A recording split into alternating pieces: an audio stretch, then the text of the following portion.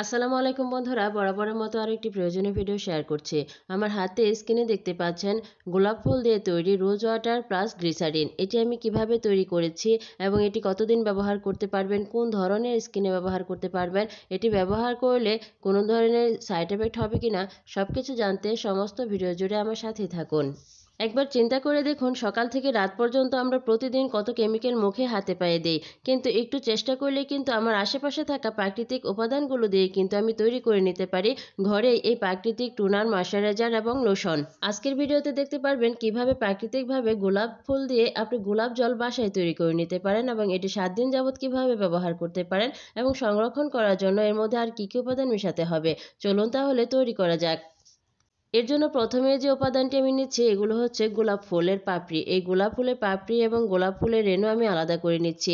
এই গোলাপ ফুলের রেণু দিয়ে কিন্তু খুব ভালো ক্রিম তৈরি করা যায়। এ ধরনের ভিডিও আমি পরবর্তীতে আপলোড দেব, আমার সাথেই থাকবেন।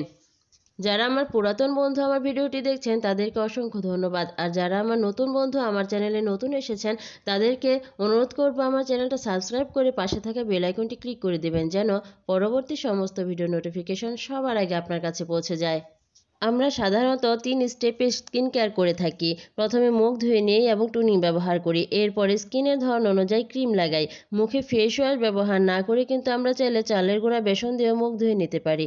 তাছাড়াও এই চালের গুঁড়ো বেসন দিয়ে কিভাবে সাবান তৈরি করে নিতে হয় প্রাকৃতিকভাবে, এ ধরনের কিন্তু অনেক ভিডিও আমার চ্যানেলে পেয়ে যাবেন। তাছাড়াও যাদের হাতে একদমই সময় নেই প্রাকৃতিকভাবে রূপচর্চা করার জন্য, তারা কিন্তু কোন ধরনের ক্রিম ব্যবহার করে মুখের কালো দাগ দূর করবেন, তাছাড়া ব্রণ দূর করবেন, ব্রণের গর্ত দূর করবেন, এই ধরনের অনেক ভিডিও কিন্তু পেয়ে যাবেন। বন্ধুরা, আমি ফুল থেকে এই রেণুগুলো আলাদা করে রাখছি এবং পরবর্তীতে এই রেণু থেকেই কিন্তু খুব ভালো ক্রিম তৈরি করা যাবে এবং এটিকে আমি আপনাদের সাথে শেয়ার করার চেষ্টা করব। আজকাল ক্রিমের সাথে মুখে টুনিং করা খুব গুরুত্বের সাথে দেখা যাচ্ছে। বাজারে এখন অনেক ভালো টোনার পাওয়া যায়, তবে ত্বকের ধরন অনুযায়ী টোনার কেনা উচিত।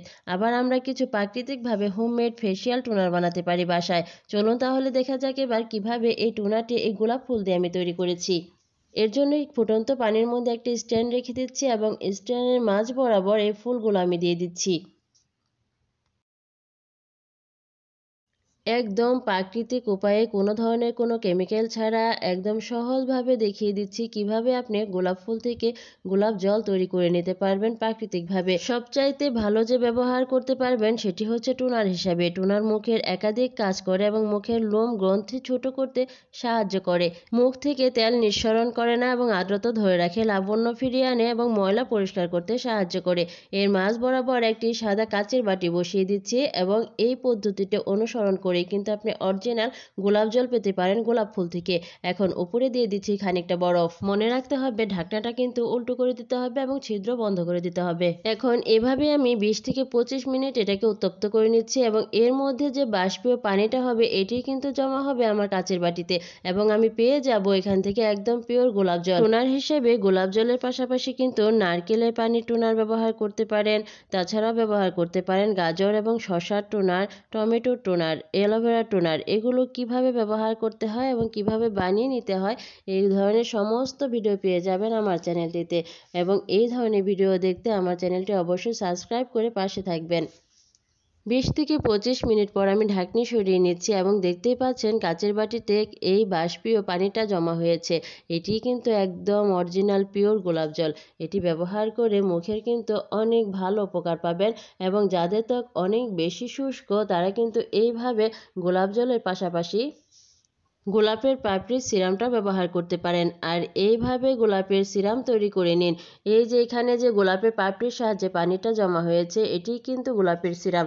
এটির সাথে কি ধরনের উপকরণ ব্যবহার করতে হবে এবং কি ধরনের উপাদান মিশিয়ে আমি এটাকে 7 দিন থেকে 15 দিন সংরক্ষণ করব পরবর্তী ভিডিওতে শেয়ার করার চেষ্টা করব।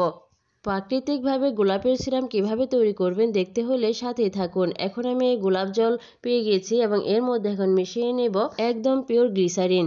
গ্লিসারিন এবং গোলাপ জল এই দুটোর মিশ্রণ যদি আপনি নিয়মিত রাতে ব্যবহার করেন তাহলে ত্বকের ফাটা তো দূর হবে, সাথে সাথে ত্বক কিন্তু অনেক মসৃণ হবে। যেসব আপুরা কমেন্ট বক্সে কমেন্ট করে থাকেন যে আমার ত্বক অনেক বেশি শুষ্ক, আমি কোন ধরনের ক্রিম ব্যবহার করব বা কোন ধরনের প্রাকৃতিক উপাদান ব্যবহার করব, তারা কিন্তু চোখ বন্ধ করে আজকের এই টিপসটি ফলো করতে পারেন। এই টিপসটি ফলো করলে ত্বকের যে কোনো ধরনের সমস্যা দূর হবে। তাছাড়াও যাদের ত্বকে শুষ্ক ভাব আছে, প্রচুর পরিমাণে চুলকানি আছে, র্যাশ আছে, তারাও কিন্তু এটি নিয়মিত ব্যবহার করবেন। কোনো ধরনের কোনো কেমিক্যাল না থাকার জন্য এটি স্কিনে যাদের র্যাশ আছে এবং অ্যালার্জি আছে তারাও কিন্তু এটি ব্যবহার করতে পারবেন। মুখে মেকআপ থাকলে ভালো করে ক্লিনজার দিয়ে মুখ পরিষ্কার করে উষ্ণ পানিতে মুখ ধুয়ে নেবেন। তারপর তুলো দিয়ে মুখে এই টোনারটা লাগাবেন। এছাড়া বাজারে স্প্রে বোতল কিনতে পাওয়া যায়। স্প্রে বোতলে টোনার ভরে নেবেন আমার মতো।